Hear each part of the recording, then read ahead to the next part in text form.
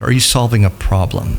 Sometimes the problem is unknown. It might be the biggest opportunity, but make sure you're always solving a problem. If you're trying to invent something that's not going to solve a problem, there's no market need, don't waste too much time on that because it's not going to work. This is where it all begins, so say goodbye to all your fears, all your doubts. This is where they die. This is where we come to win, we come to fly. This is where we make our dreams come to life.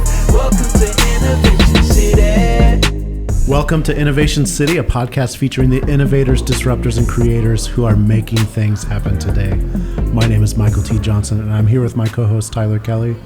We are in beautiful Miami tonight. We are at Venture Cafe Miami. And if you're not familiar with Venture Cafe, you need to be. Venture Cafe is the largest gathering of entrepreneurs, innovators, creatives, disruptives anywhere in the world. So on a Thursday night, if there's a Venture Cafe in a city near you, you need to be there. You're going to love it. So very excited because tonight we have Freddy Sidi with us. And if you've ever been to a restaurant and needed to have your phone charged, you may have encountered one of his products. So happy to have you on the show. Thank you. Happy to be here. Welcome, Freddy. So for the listening and viewing audience, Freddy is a serial entrepreneur. Started your first company officially at the age of 20, That's which correct. became one of the largest CLECs in the nation, which is pretty amazing. And that kind of led you down this path of telecommunications and like mobile and smartphones, and then you moved to Miami. You sell a company, you moved to Miami, you start another one, and now here we are with Chargello. Something like that. Yeah. The path is never, as straightforward as people like to think, but yeah. With many challenges along the way and opportunities and. Absolutely, yeah. Well, I'd love to talk about all that tonight. Let's do it. So there's a lot of people out there that are listening that are potential or active entrepreneurs, and so I think just hearing your experience, like this has been your life, like your professional life has been growing, creating, building companies. That's correct. So I think I heard you say that you've never actually held a real job. Unfortunately, yeah. I've built companies and I've done it a few times, and it sounds romantic, but you have to be willing to take both sides of what it means. So tell us about that. What should people expect if they're thinking of starting a business? Expect to need to pivot. Expect that your plan is not going to go as planned. Expect, I like to say, you get punched in the face and, get back up. That's really the key. Depending on what you're creating as an entrepreneur, you need to make sure that what your KPIs are might not match with what other people are thinking. But as long as you can measure what you want and you think that you're successful in what you're doing, keep pushing forward. And then, take the punches, get back up. Yeah. So take us to Chargello's the current company. So correct. Where did the idea for this come from? So all my ideas actually came from needs, and I was sitting at I actually found out that I had a recalled iPhone battery, but my phone was dying everywhere I went, and I look at opportunity as solving problems, and the bigger the problem, the bigger the opportunity. So I would carry around a charger, an outlet. I'd sit at a restaurant place. Can I sit by the outlet? Can I sit here? Could you charge my phone? Here's my stuff. So I was finding that I had to do this everywhere. And I realized that, by the way, it's a problem. But I realized it's not just one problem. And everyone kind of relates to the single problem of themselves, right? Their phone's needing a charge. But there's actually, the problem, the product actually solves three problems. So here's actually a sample of the product. So for one thing, it solves the problem of everyone's phone needing a charge. The second problem it solves is the venues dealing with people's phones dying. So if you think about it as a restaurant, simply put, if someone's phone dies, they leave. Dealing with someone's phone is a problem for a restaurant. So a smaller restaurant might say, okay, instead of my bartender making drinks or whatever, he's dealing with people's phones. Oh, charge my phone, you bring it back. There's liabilities. You know, you imagine, you know, $1,000 phone, bartender breaks it, who's going to pay for that? There's data, you know, you can imagine they start siphoning some data, things like that. That's a problem. So ultimately we have to deal with that problem for the venues. And then for advertisers, you know, magazines aren't what they used to be. TV's not what it used to be. Radio's not what it used to be. Even digital's not what it used to be, right? So here's a platform where a brand can engage a user for typically an hour or more in a positive way, and you know, charge someone's phone. And so the product solves all three problems. Yeah, I love that, because if I'm going to use this, it's because I need a charge, and so that experience for me is going to be positive. It translates to a positive experience. Yeah. And that's just like marketing gold, advertising gold, right? 100%. So it's embedded into the product, and that's, you know, that's it. So the problem is not just a Miami problem. It's not just a New York problem, in LA. You know, it's you know, Dubai and Hong Kong. And by the way, it's a middle of nowhere, Nebraska. There's a guy at a bar and his phone is dying. And by the way, Budweiser wants to market to him at the same time. So, you know, our challenge is, you know, first of all, getting everywhere and getting in the middle of nowhere. That's what we like to say. So that your challenge is, how fast can you get everywhere? Exactly. So tell us about that. Like, what's that look like? What's the process? What's the process? So we've been bootstrapped basically until now. Okay. And you know, so we joined Endeavor, which is an organization that's helping us to scale and raise money and funds and kind of putting us in the direction of scalability. But it starts with, you know, getting the product right. And the product is not just a product, it's also a service. So we service every location every month, and we change all the cables and we change all the batteries, and we do that so that the venue doesn't worry about it, basically. So we're kind of unique as a service provider in that sense. And you know, today venues, restaurants, certain places, they don't want to deal with things, right? So they don't deal with their, you know, floor mats. There's a company that comes in and changes the floor mats every 2 weeks, and they don't even see it. They see a bill and they take care of it. You know, same thing with chargers. They don't want to deal with it, right? So if you think about the soap in the bathroom, you know, there's, you know, usually a company doing that. And so we're that for the chargers for a lot of these venues. We're in our 14th iteration of the charger. So we've continued to learn and improve the product. And, you know, the current version, actually, we have, you know, we use a magnet. So we don't have to worry about breaking cables or anything like that. And, you know, we continue to evolve the product to improve on new technologies, new things that are coming out, you know, great information from Apple's release of the new augmented reality. We've also scaled a lot of different venues. So we started out in restaurants, and now we're in restaurants, beauty salons, doctor's offices, hospitals, banks, gyms, tattoo parlors, hotels, coffee shops. So we've realized the problem is you know, kind of big, right? It's bigger than we thought. We thought, okay, we'd do this in restaurants. That's a great opportunity. But by the way, you know, the hospital tells us, you know, if someone's got a broken leg and they're laying on the hospital bed, they will jump off the bed to get to the outlet on the wall to charge their phone. So even for a hospital, it's an important thing to have a you know, portable mobile solution. You know, we're looking at now, we're doing a lot of events. So all the Marlins games, all the Miami Heat games. Now we're looking at the Dolphin games. You know, and it's a convenient thing. And a lot of these venues have done things like put outlets or power up. And we went to the last Dolphins game, and amazing facility, beautiful. They put outlets in every single thing. We did a survey of I think about 20 suites. One person had a cable. So it's like, okay, well, now the problem is you got to supply cables and things like that. But yeah, so Miami Airport we're looking at now. You know, the idea is to be able to you know, walk around, shop, eat, and then drop off the charger before you get on the plane. I like that. For, you know, restaurants, stadiums, do you finance? Like, what's so Do they pay? Is it shared? Do you just give it to them and it's advertising supported? Like, how's all that work? So yeah, we actually have two models. So one is the location pays for the service and they can brand it how they like. Or the other model is it's free to the location and an advertiser's paying for it. And so it's basically a billboard, but instead of being up on the highway, it's down on your table. That's awesome. Yeah. So for you in this whole business, what's the biggest challenge? You've talked about iterating a product, multiple iterations, or is selling that to somebody? Like, what's the biggest challenge in the whole business for you?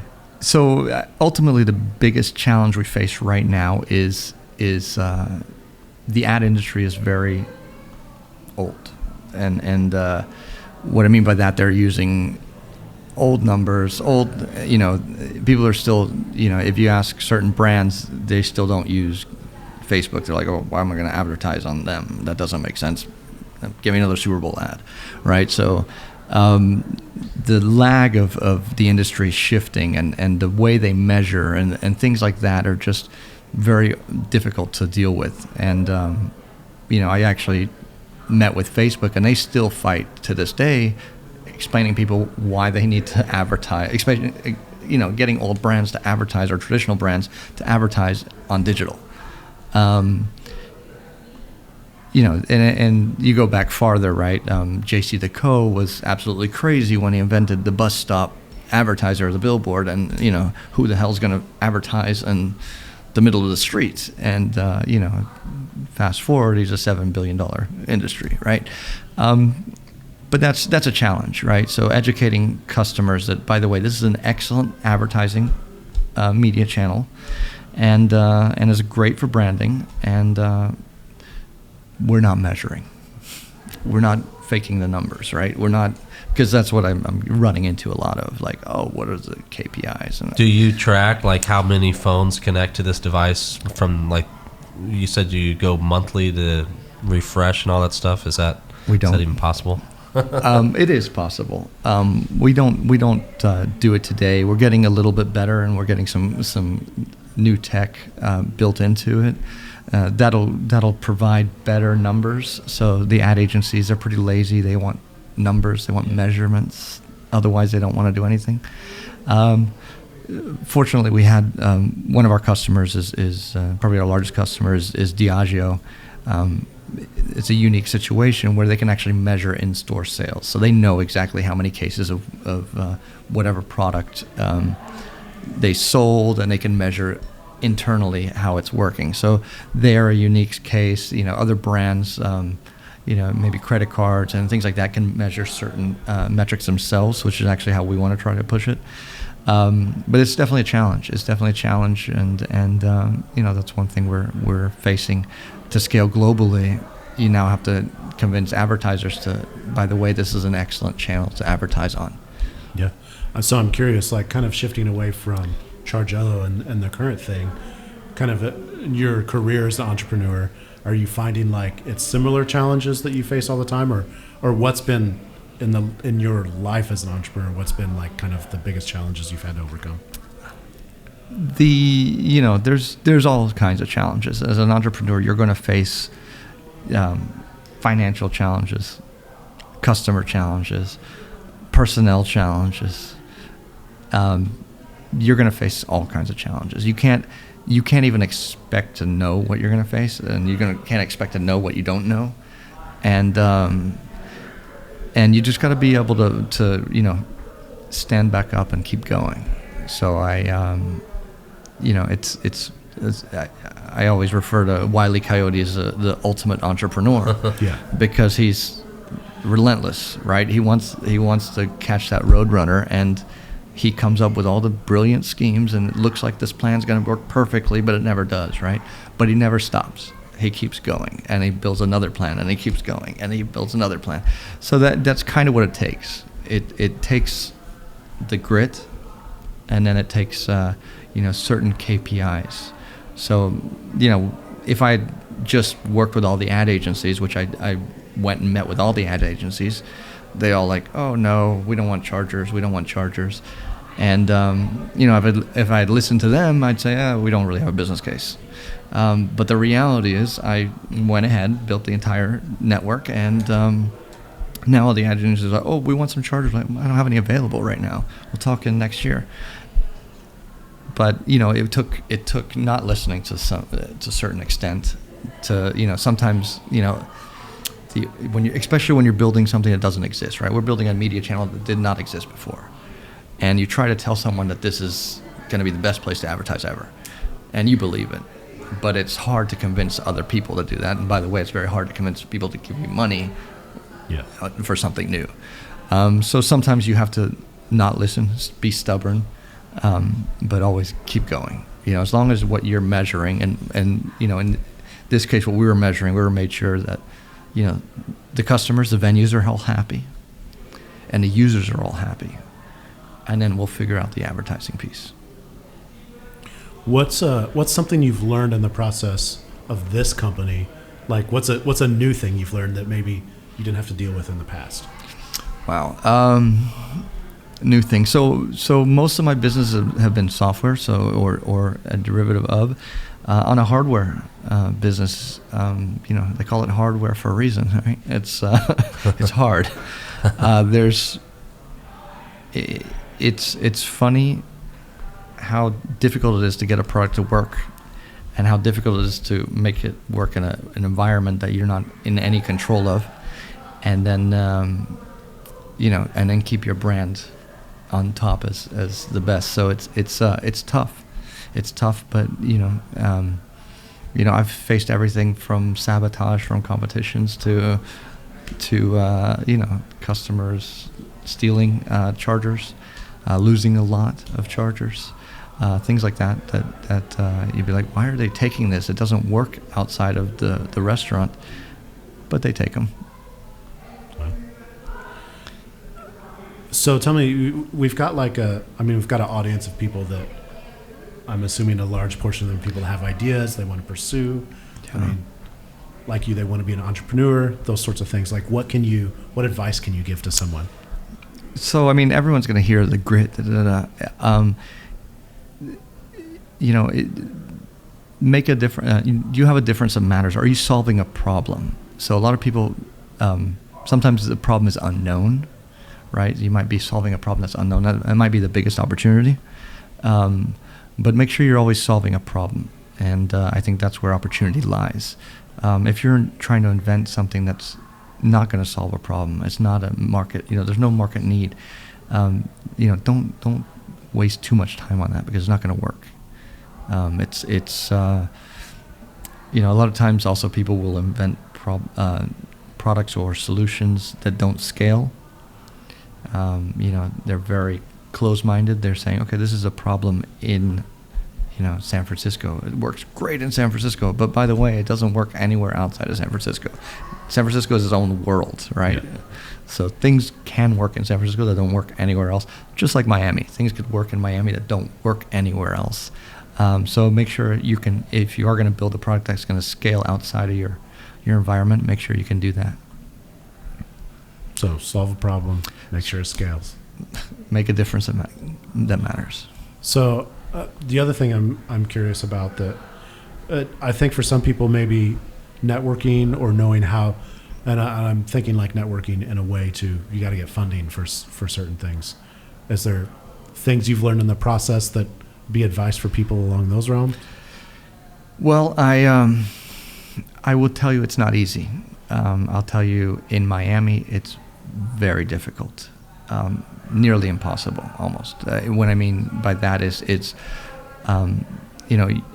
funding is very easy in certain markets and it's very difficult in other markets. Miami's getting better. I love Miami. I love living in Miami.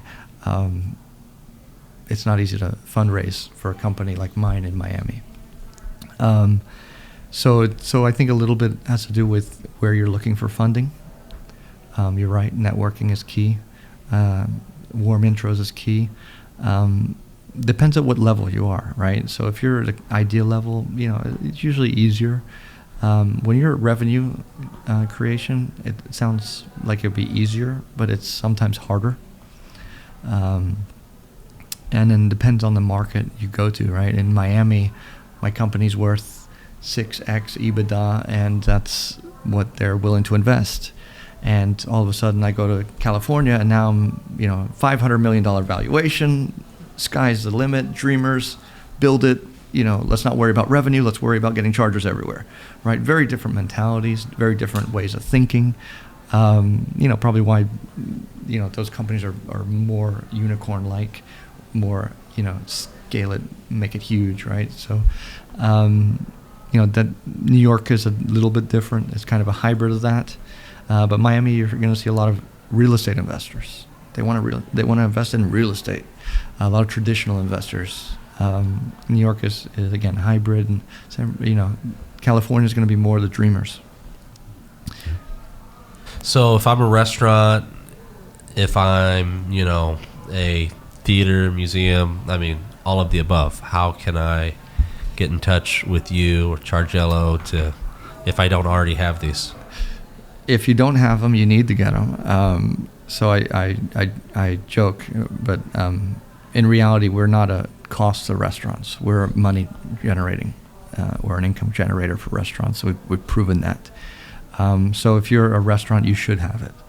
And some restaurants sort of think, oh, it's not for me. It's not. Well, we're in Alan Ducasse just put it system-wide in all his restaurants, so he's a pretty good chef. He's a pretty nice place. We're in Cipriani, we're in Casatua, we're in Molino, like all these big brands and high-end restaurants.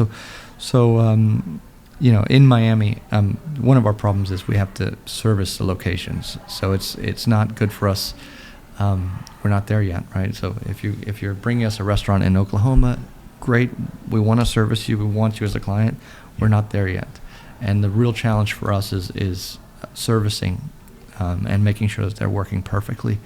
Every time that a customer connects, they work, and the customer experience is good, the advertiser experience is good, and the venue experience is good. So all those three things require us to have an operation. So you could go to chargello.com and sign up our venue form, and or call us. I think we have a phone number, 855-44-CHARGE. So if you still use the phone the old way. And our social media? Social media, so LinkedIn, Chargello, and we're on all the different platforms. It's kind of cool. You can see us. We have different Chargellos in each country. Right now we're in 25 countries, to give you an idea of scale. We're in a little bit over 8,000 locations right now, and we're still getting started. That's awesome. Yeah. Well, Freddie, man, this has been an amazing conversation. Thank you for being on Innovation City. Hey, thank you very much. For more episodes, visit innovationcity.co.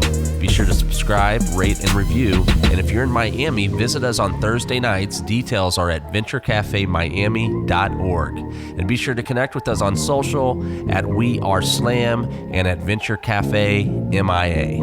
Thanks for listening. This is where it all begins, so say goodbye to all your fears, all your doubts. This is where they die.